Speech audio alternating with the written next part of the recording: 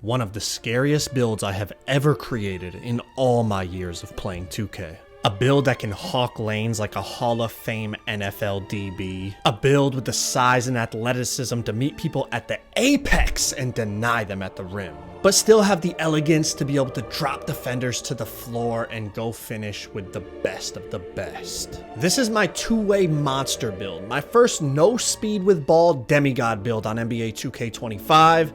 And if you want to see me make history and be the first person to bring this build to a Comp Pro and Money League and see if I can get it done against the best of the best, get this video to 8,000 likes, and let's get right into it.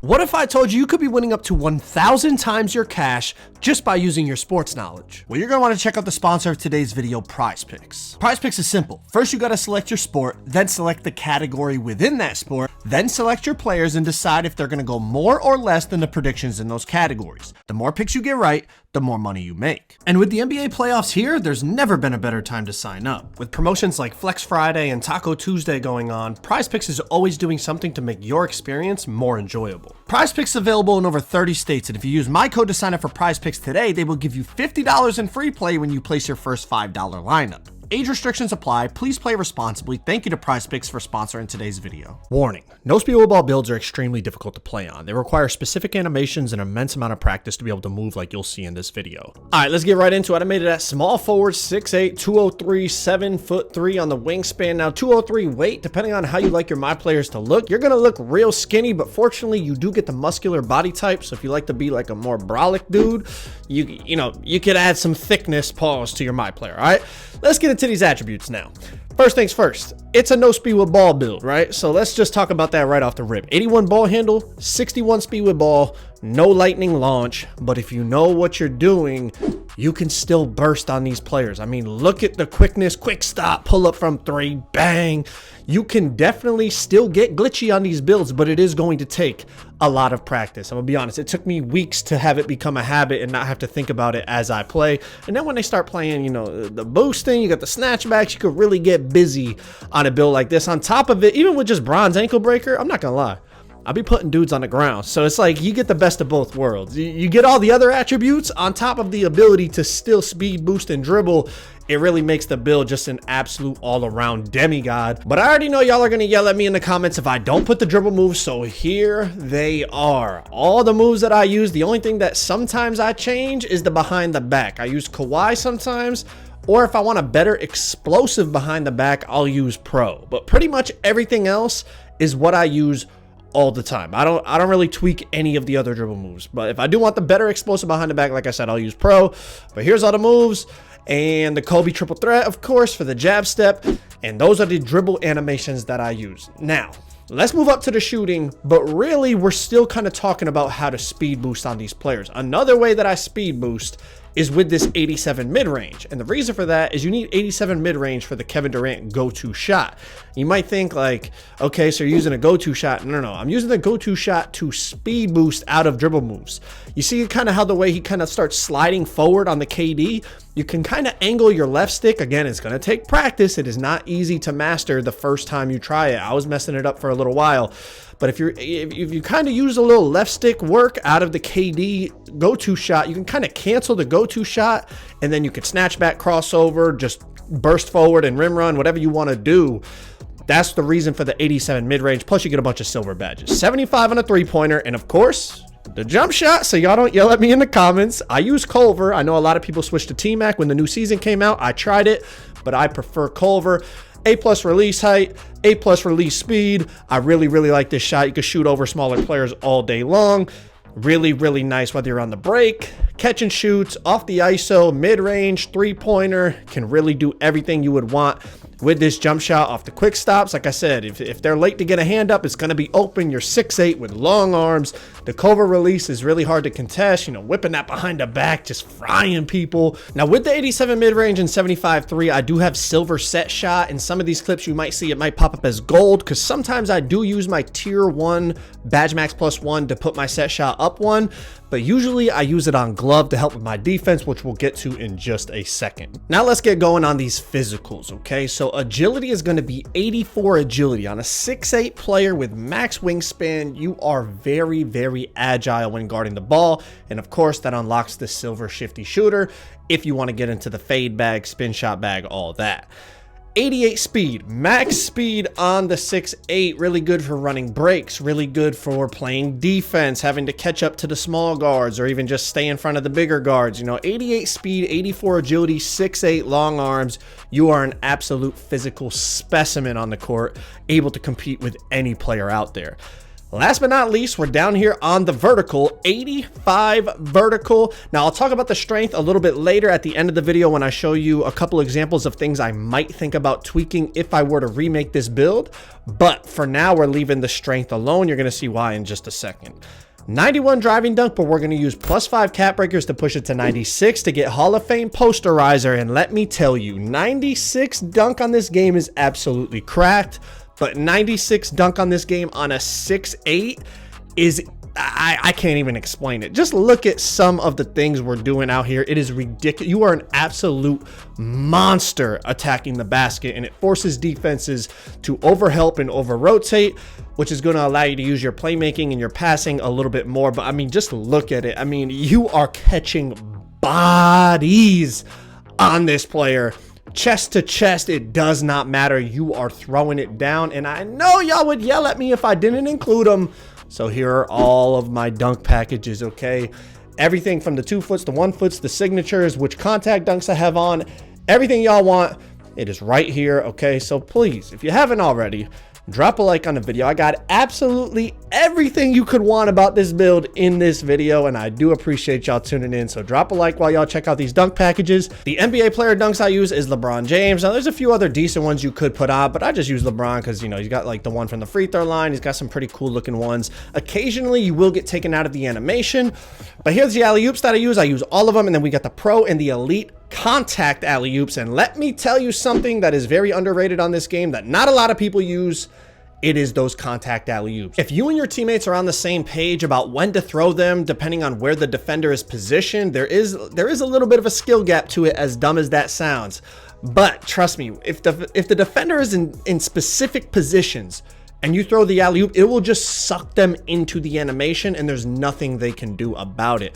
If they're on the side of you as you're running, it'll suck them into like a running 1 foot. If they're under the basket, it'll suck them into like a contact chest to chest. Like right here, he's kind of on my left hip right here, and he just throws it up. It's an automatic contact alley-oop. It's really, really fun, and you don't see them very often. You don't see a lot of people out here just throwing contact alley-oops, but as you can see, they are super effective if you know how to use them right. Onto the layup, 71 layup. It went up with our driving dunk, but I'll be honest, on these big players, it's just like the layups just register open so often that you'll still be making layups even with the 71. An underrated thing I did on this build, I already had the 72 close shot because it was tied to the midi, but I put it up 1 tick to go to 73 to get the bronze paint prodigy. And I know a lot of people probably don't talk about this badge, but I feel like on bronze, it's a very good budget value. And when you get those close shots, it's just way easier to time and you rarely miss them. I went 72 on the standing dunk. Now I understand situations like this where you're running, you could just do the standing dunk cheese and like you'll get the standing dunk even with a 40 standing dunk.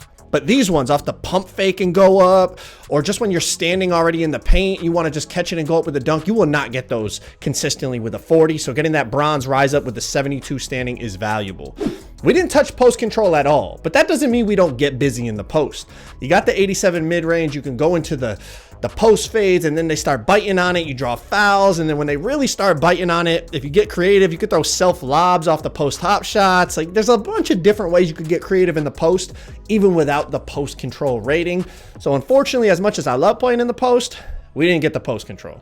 71 pass act, that is silver dimer.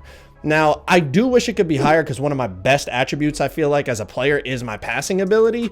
But even with 71, the reads that I'm going to be making majority of the time as an off-ball primary player in 5v5, or if I'm isoing on the twos, 71 pass act is pretty much all you need to do what you got to do. If you're running point guard, you're definitely going to want to go higher, but this really isn't a primary ball handler build in the 5v5. On to the bread and butter of this build, the defense. 86 perimeter, but we're adding +5 to get it to 91 perimeter, which unlocks all the gold defensive badges. And at 6'8", with long arms and great physicals, you are a monster guarding the ball. Whether it's a small guard, a big guard, a big man, you're guarding off the ball, you're guarding cutters, you can defend everything on the court. And the size up top would just, how the way hands up defense is on this game, as dumb as that is, you stand in front of people with hands up defense, you tip the ball so often, getting blocks on the perimeter, even if they beat you up the court, getting blocks from behind. 6'8", long arms guarding up top is very, very glitchy. People are not used to having an on-ball defender at that size guarding them. We go 86 on the steal, but use another +5 cap breakers to push it to 91. That's gold glove, gold interceptor, and let me tell you, this build's a monster. Again, passing lanes or on-ball steals, whatever you're trying to defend, this build can get it done. The blitz steals, your hitbox as a player at 6'8", if you understand what I mean, like to get those bump steals, your player is huge. Like your hitbox is massive, so you can get those bump steals. Look at this lane. Give me that. It's like I graded him, by the way, with that one, but it's like you're a prime NFL, like top-notch DB. You're a monster on defense. Hawking lanes, you can play two. You can do everything you would want to do defensively in terms of on-ball and off-ball defense. And speaking of defense, y'all know me, whether my build's 4'8" or 7'3", I will always have some level of block on it because I just think block is so valuable. I went 74. That's bronze high flying denier, but we do use our tier 2 badge max +1 to put it to silver. And of course we get the bronze paint patroller. And at 6'8" with long arms and 85 vertical, look at me, I'm meeting him at the summit, at the pinnacle. I'm meeting him there. Chase down blocks. The 85 vert definitely helps with blocking and contesting shots in the paint. Only 61 interior, but again, you're a big player. So look at, contest the layup, wall up on the center, get the tight, he misses. Whether you're jumping or just walling up at 6'8", you can defend the paint. I do obviously wish I could get more interior, but it's like I can't get everything on the build, and I just felt like that was probably the best place to sacrifice when it came to defense. But we didn't sacrifice on the rebounding. 80 O board, 70 D board. We got silver rebound chaser, bronze pogo stick, and whether you're just getting regular rebounds, check it, like I'm just down here fighting with everybody, grab the rebound, get the standing dunk there. That 72 standing definitely comes into play on those situations as well. But again, rip down the rebound, run it out, little pass fake. They give me a little bit of space. It ends up being a strong contest, but it does not matter. Like I was saying, whether it's the regular rebounds or the putback dunks, this build gets up there and it snags. I mean,